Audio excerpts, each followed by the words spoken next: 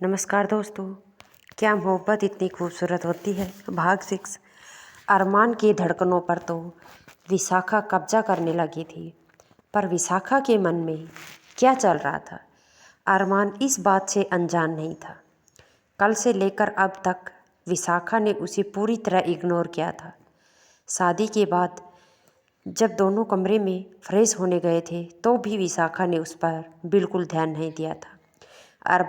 अरमान के कमरे में जाने से पहले नेहा विशाखा को अरमान के कमरे में ले गई थी। नेहा विशाखा को कमरा दिखाकर वापस आ गई। विशाखा ने अपने सारे गहने निकालकर ड्रेसिंग टेबल पर रख दिए और बाथरूम से फ्रेश होकर उसी वक्त नीचे आ गई। अरमान के कमरे में जाने से पहले ही विशाखा वापस आ गई।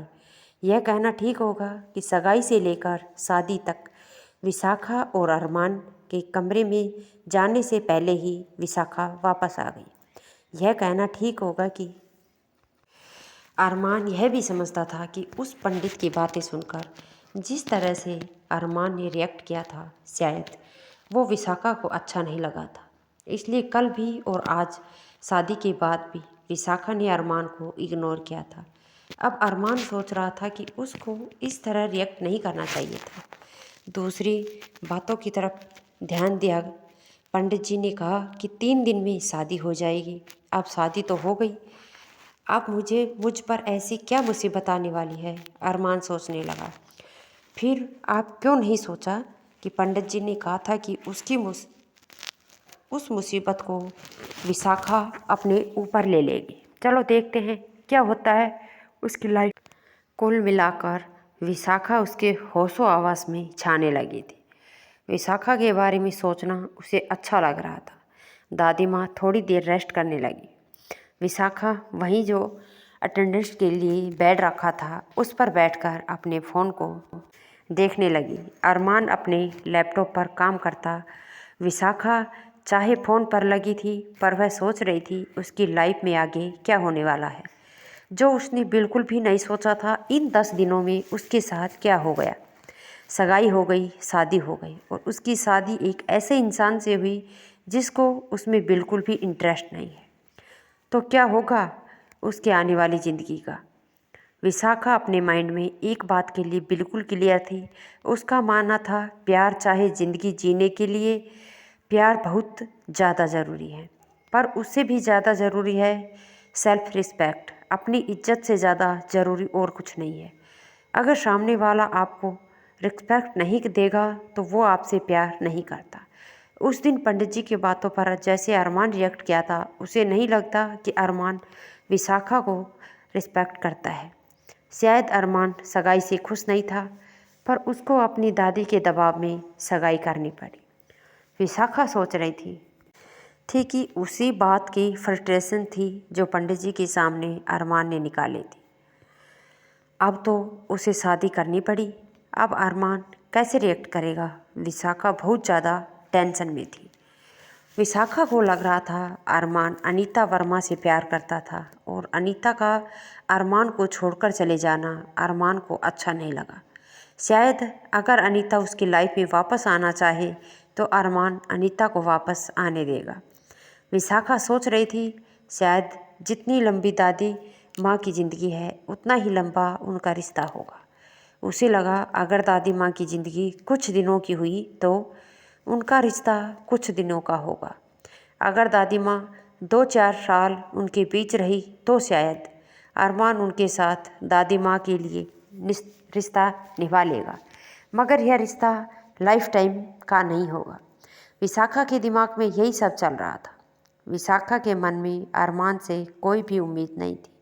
अरमान काम करते हुए बीच बीच में विशाखा की तरफ देख लेता था। अरमान विशाखा से बात करना चाहता था, मगर जब विशाखा ने उसकी तरफ एक बार भी नहीं देखा तो वह बात शुरू करने की हिम्मत नहीं कर पाया। इसी बीच शाम का खाना लेकर विशाखा के भाई और भाभी आ गए। रात को काफ़ी देर तक वो कमरे में रहे। विशाखा ने एक बात नोटिस की, अरमान ने उसके भैया और भाभी से बहुत अच्छे से बात की है। उसे यह बात अच्छी लगी थी। अरमान का रिश्ता उसके साथ चाहे जैसा भी हो, मगर अपने भैया और भाभी की रिस्पेक्ट सबसे पहले है। विशाखा के भैया और भाभी चले गए। उसके बाद अरमान अपने ऑफिस का काम लैपटॉप पर करता रहा। विशाखा दादी के पास आकर बेड पर बैठ गई। जब रात को दादी की आंख खुली तो उसने देखा विशाखा बेड पर सो रही है और अरमान एक कुर्सी पर पैर बैठकर दूसरी कुर्सी पर पैर रखकर सोने की कोशिश कर रहा है। उसे सर्दी भी लग रही है। वह अपने हाथों को इकट्ठा किए दोनों कुर्सियों पर आड़ा टेढ़ा लेटा हुआ था। दादी ने धीरे से अरमान को बुलाया, अरमान, अरमान, जो कि अच्छी तरह से सोया नहीं था। दादी माँ की आवाज़ सुनकर उठकर दादी माँ के पास आया। बोला, क्या हुआ दादी माँ, कोई तकलीफ़ है? मैं नर्स को बुलाऊं? दादी माँ, नहीं, मुझे कुछ नहीं हुआ। तुम्हें कुर्सी पर लेटना मुश्किल लग रहा है। तुमने पिछली रात भी कुर्सी पर ही निकाली थी। तुम्हें सर्दी भी लग रही है।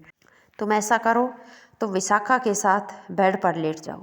अरमान, जिसे यह बात सुनकर थोड़ा अकवर्ड फील हो रहा था। नहीं दादी माँ, कोई बात नहीं, मुझे तो वैसे भी काम है, लैपटॉप पर काम करना है। दादी माँ, कोई बात नहीं, विशाखा बीबी है तुम्हारी। मैं सिर्फ आराम करने को कह रही हूँ। वैसे भी आधी रात निकल चुकी है, कितने घंटे बचे हैं सुबह होने में। जाओ, जाकर आराम कर लो तुम भी। विशाखा जिस बेड पर सोई थी वह एक पतला सा बेड था। अरमान धीरे से जाके उसके साथ लेट जाता है। उसे दादी के सामने विशाखा के साथ एक बेड पर लेटना बहुत अजीब लग रहा था और विशाखा के साथ इस तरह सोने पे उसकी दिल की धड़कनें तेज हो रही थी। अरमान हॉस्पिटल में विशाखा के साथ बेड पर लेटा जाता है। अरमान लेटते समय ध्यान रखता है कि उसका विशाखा के साथ डिस्टेंस बना रहे। अरमान विशाखा से थोड़ा हटकर सोने की कोशिश करता है। अरमान दादी माँ के सामने विशाखा के साथ नहीं लेटना चाहता था। अरमान कब नींद के आगोश में चला जाता है उसे पता ही नहीं चलता। सुबह विशाखा की आंख खुलती है तो उसे लगता है उसकी पीठ किसी चेस्ट के साथ लगी हुई है। उसकी कमर पर किसी भारा हाथ है और वो किसी के साथ बिल्कुल सट कर सो रही है। जब उसको ऐसा फील होता है तो वो जल्दी से बेड से खड़ी हो जाती है। जब विशाखा जल्दी से बेड से खड़े होने लगती है तो उसकी साड़ी अरमान के नीचे आ जाती है। जिस तरह जल्दी से विशाखा बेड से खड़ी होती है उसकी आवाज़ से अरमान भी जाग जाता है और साथ में दादी भी जाग जाती है। विशाखा खड़े होकर अरमान के नीचे से साड़ी खींचने लगती है तो अरमान उसे देखकर हल्का सा शरारत से मुस्कुरा देता है और फिर अपने नीचे से साड़ी का पल्ला निकाल देता है। आंखें बंद करके सो जाता है। विशाखा हैरान परेशान खड़ी रहती है। उसे समझ नहीं आता कि क्या हुआ। तभी दादी माँ बोलती है, अभी मत उठो विशाखा, लेट जाओ, अभी तो बहुत सुबह है। कोई बात नहीं दादी माँ, मुझे अभी नींद नहीं आ रही, कहकर विशाखा कुर्सी पर बैठ जाती है। पहले आधी रात तक अरमान कुर्सी पर बैठा रहा, अब तुम बैठ गई। मैंने उसे कहा था कि वह बेड पर लेटकर आराम कर ले, बड़ी मुश्किल से सोया है, तुम भी अभी कुछ देर लेट कर आराम करो। विशाखा दादी माँ के कहने से बेड पर आकर बैठ जाती है, फिर धीरे से ही लेट जाती है, पर ब्लैंकेट अपने ऊपर नहीं लेती। तो दादी फिर कहती है, अरे विशाखा, ऊपर कंबल ले लो, रात को थोड़ी सर्दी हो जाती है, बीमार हो जाओगे, फिर मेरी सेवा कौन करेगा। विशाखा को अपने ऊपर ब्लैंकेट लेना ही पड़ता है। एक ही बेड पर एक ही ब्लैंकेट में, यह सोचकर विशाखा घबरा जाती है और बैठ जाती है। विशाखा की यह सारी हरकतें अरमान आंखें बंद करके ही देख रहा था। वो थोड़ी देर के लिए आंखें खोलकर फिर बंद कर लेता। विशाखा की इन हरकतों को देखकर उसे विशाखा पर बड़ा प्यार आ रहा था। आखिर विशाखा को लेटना बहुत मुश्किल लगा। विशाखा उठी और बाथरूम चली गई। विशाखा ने वॉशरूम जाकर नोटिस किया कि उसके ब्लाउज़ की एक डोरी खुली हुई है। उसका आगे का गला काफ़ी डीप हो रहा है। विशाखा ने डोरी बांधने की कोशिश की मगर पीछे से बांधना मुश्किल था। उसने साड़ी के पल्ले को फैलाया और अपने सारे गले को ढक लिया। फिर वॉशरूम से बाहर आकर फ़ोन उठाकर चेयर पर बैठ गई। उसने देखा दादी फिर सो गई है। विशाखा ने चैन की सांस ली और अपना फ़ोन देखने लगी। अरमान लेटे हुए विशाखा की हरकतों के बारे में सोच रहा था। अरमान सोचने लगा, अगर विशाखा का उसके साथ एक बेड पर लेटने पर यह हाल है तो सुहागरात में क्या होगा। अरमान वहीं बेड पर लेटे लेटे अपने मन में ख्याल भरने लगा। विशाखा की ओर अपनी सुहागरात के बारे में सोचने लगा। सचमुच उस लड़की का लाल हुआ चेहरा देखकर बहुत खुश हो रहा था। अरमान के अंदर विशाखा के लिए प्यार पनपने लगा था। फिर अरमान सोचने लगा, क्या आजकल के ज़माने में भी विशाखा जैसी लड़कियां होती हैं। थोड़ी देर बाद अभय भैया और तान्या भाभी चाय लेकर घर से आ गए। जब अंदर आए तो देखते हैं जहाँ विशाखा चेयर पर बैठी है और अरमान बेड पर सो रहा है। तुम आते ही तान्या भाभी बोली, विशाखा क्या तुम सारी रात चेयर पर बैठी रही? और देखो देवर जी आराम से सो रहे हैं। अरे नहीं भाभी, हम भी वहीं सो रहे थे, अभी बैठे हैं तो ठीक है। मुझे लगा कि देवर जी अकेले ही सो रहे हैं। तान्या भाभी शरारत से बोली। तो विशाखा को पता चला कि उसने क्या बोल दिया। विशाखा ने अपना सिर पीट लिया। जल्दी से विशाखा बोली, अरे नहीं भाभी, मेरा वह मतलब, मैं तो तुमसे मजाक कर रही थी। तुम दोनों रात में हॉस्पिटल में हो, मुझे सब पता है अस्पताल में रहना कितना मुश्किल होता है। भाभी घर से लाई चाय थर्मस से निकाल कर विशाखा को देने लगी और फिर विशाखा से बोली, अरमान को भी उठा दो, अभी चाय पी लेगा। वैसे तो अरमान जाग रहा था, वह विशाखा की सिचुएशन को एंजॉय कर रहा था। उसे अपने सामने एक स्टूपिड सी प्यारी लड़की दिखाई दे रही थी, जिस पर अरमान को ना चाहते हुए भी प्यार आ रहा था। तान्या भाभी ने तो विशाखा को अरमान को उठाने के लिए कह दिया, मगर विशाखा के आगे प्रॉब्लम खड़ी हो गई थी। अब विशाखा अरमान को कैसे उठाए? विशाखा ने चाय का कप लिया और अरमान के सिरहाने खड़ी हो गई। फिर बड़ी मुश्किल से आवाज़ निकालकर बोली, सर चाय पी लो। तान्या भाभी हंसने लगी। विशाखा अब तुम सर क्यों कह रही हो? इससे पहले कि भाभी कुछ और बोलती, अरमान ने उठकर चाय का कप ले लिया, बैठकर चाय पीने लगा और विशाखा भी चाय पीने लगी। अभय भैया डॉक्टर से मिलने के लिए चले जाते हैं। विशाखा अरमान को चाय देकर खुद चाय पीने लगती है। दादी माँ अभी सो रही है। अचानक बैठे बैठे तान्या भाभी को ख्याल आता है कि विशाखा ने साड़ी ऐसी फैलाकर क्यों पहन रखी है। तो वह विशाखा से पूछती है, तुमने साड़ी ऐसे क्यों फैला रखी हुई है? तुमने तो ऐसे गले को लपेटा हुआ है। भाभी मेरी ब्लाउज की डोरी पीछे से खुल गई है, मेरे से बांधी नहीं गई। विशाखा धीरे से बोली, जो कि अरमान को सुनाई ना दी। तो क्या हुआ, अगर तुमसे नहीं बांधी गई तो अरमान से कह देती, वह बांध देता। भाभी जब पूरी आवाज़ में बोली तो अरमान भी देखने लगा। क्या हुआ? विशाखा ने अपना सिर पीट लिया। विशाखा यह सोच रही थी कि भाभी को क्या ज़रूरत थी इतनी ऊंची आवाज़ में बोलने की। विशाखा की तरफ देखते हुए अरमान ने भी ध्यान दिया। विशाखा ने साड़ी पूरी फैला कर हुई है। उसने सोचा शायद रात को डोरी उसके नीचे आने की वजह से खुल गई। फिर भाभी कहने लगी, तुम दोनों अब घर जाओ, हम लोग यहीं रहेंगे। ठीक है, हम लोग घर जाते हैं, आज मेरी इम्पोर्टेंट मीटिंग भी है ऑफिस में, हम लोग शाम को आ जाएंगे। अरमान बोला। तभी दादी माँ उठ गई। दादी माँ की कहने लगी, नहीं आज रात तुम दोनों यहाँ नहीं आओगे, आज अभय और तान्या आ जाएंगे, तुम दोनों घर पर रहना। अरमान, नहीं दादी माँ, आज रात को हम दोनों ही आएंगे, आपको सिर्फ आज का दिन ही हॉस्पिटल में रहना है। मेरे डॉक्टर से बात हो गई है, फिर कल हम आपका ट्रीटमेंट का इंतज़ाम का घर पर ही हो जाएगा। वहीं पर हम आपके लिए एक नर्स हायर कर देंगे, डॉक्टर आपके चेकअप के लिए आ जाया करेगा। तान्या भाभी, यह बात ठीक है, कल हम दादी माँ को घर लेकर जाएंगे, मगर आज रात तुम दोनों घर पर ही रुकना। तुम दोनों की नई नई शादी हुई है, हम लोग तो रात को भी नहीं जानते थे कि तुम यहाँ रुको, अच्छा नहीं लगता। तुम दोनों को साथ में टाइम बिताना चाहिए। अरमान, हम दोनों यहाँ पर साथ में ही तो थे भाभी, आप ऐसा ना करें, रात को तो हम ही रुकेंगे, चाहे विशाखा से पूछ लो। विशाखा, सर ठीक कह रहे हैं, हम लोग यहीं रुकेंगे, अभी हम लोग घर जाते हैं।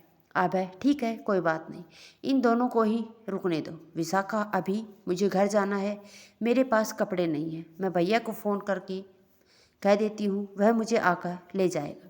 भाभी, भैया को फ़ोन करने की क्या ज़रूरत है? अरमान तुम्हें घर जाता हुआ छोड़ जाएगा, क्यों? ठीक है ना अरमान? अरमान, ठीक है भाभी, मैं विशाखा को घर छोड़ दूँगा। भाभी, वैसे भी मॉम कह रही थी कि तुम्हारी शादी की सारी शॉपिंग करनी है, तुम्हारी मॉम और भाभी से मेरी बात हुई थी, बस दादी घर आ जाए फिर तुम दोनों की रिसेप्शन भी देनी है और तुम्हारे लिए बहुत सारी शॉपिंग भी करनी है। अब शादी जिन हालात में हुई है वह बात अलग है। अरमान चाय पीकर खड़ा हो जाता है। विशाखा और अरमान दादी से मिलकर हॉस्पिटल से बाहर निकल जाते हैं। अरमान विशाखा को घर छोड़ने के लिए विशाखा के घर की तरफ चल पड़ता है। रास्ते में अरमान विशाखा के लिए तरफ देखते हुए गाड़ी रोककर साइड पर लगा देता है और फिर कहता है, विशाखा लाओ मैं तुम्हारे ब्लाउज की डोरी बांध दूँ। घर पर सब पूछेंगे कि तुमने साड़ी ऐसे फैलाकर क्यों रखी है। नहीं कोई बात नहीं, बस मैं घर जाकर ठीक कर लूँगी। विशाखा को हकलाते हुए जवाब देती है, नहीं यार, सबका ध्यान तुम्हारी तरफ चला जाएगा। ना चाहते हुए भी विशाखा अपनी पीठ अरमान की तरफ कर देती है। अरमान धीरे से उसकी पीठ पर हाथ लगाए बिना डोरी कस बांध देता है। दोनों विशाखा के घर चले जाते हैं। अरमान विशाखा को उतारकर वापस आना चाहता था, मगर विशाखा का भाई बाहर आ जाता है और वह ज़बरदस्ती अरमान को घर के अंदर ले जाता है। मेरी बहुत ज़रूरी इम्पोर्टेंट मीटिंग है आज, मुझे घर जाकर तैयार होकर वापस ऑफिस जाना है, प्लीज़ आप मुझे जाने की आज्ञा दें। अरमान बोला तो हिमांशु ने कहा, अरमान जी आप ऐसा करें, फ़ोन करके कपड़े यहीं मंगवा लें, तब तक आप ब्रेकफास्ट करें, फिर यहीं से तैयार होकर चले जाइए। यह भी तो अब आपका ही घर है, आपका ऑफिस जहाँ से नज़दीक भी पड़ता है। अरमान समझ गया उसका यही पर बहुत ज़्यादा टाइम लग जाएगा। अगर वह घर जाकर तैयार होगा तो मीटिंग टाइम से नहीं पहुंच पाएगा। उसने हिमांशु से कह दिया ठीक है और अपने कपड़े फ़ोन करके घर से किसी को लाने के लिए कह दिया। मगर विशाखा उनसे पहले ही अपने कमरे में जा चुकी थी। अरमान हिमांशु के पास बैठ गया और विशाखा अपने रूम में फ्रेश होने चली गई। उसको अरमान के यहाँ तैयार होने के बारे में कुछ भी नहीं पता था। हिमांशु ने अरमान की भाभी मधु से कहा कि वे अरमान को विशाखा के कमरा दिखा दे। मधु अरमान को विशाखा के रूम के बाहर तक छोड़कर चली गई। अरमान दरवाज़ा खोलकर अंदर चला गया। उसने सामने देखा विशाखा अपने ब्लाउज की डोरी खोलने की जदोजहद कर रही थी। उसने नीचे की डोरी तो खोल दी, लेकिन ऊपर की डोरी जो अरमान ने बांधी थी किसी भी तरह नहीं खुल पा रही थी। वह बहुत परेशान थी। तो दोस्तों ये पार्ट यहीं ख़त्म करते हैं। वीडियो पसंद आए तो लाइक शेयर कर देना। चैनल पर नए हो तो चैनल को सब्सक्राइब भी कर लेना। कमेंट बॉक्स में अपनी राय लिखते रहना। धन्यवाद दोस्तों।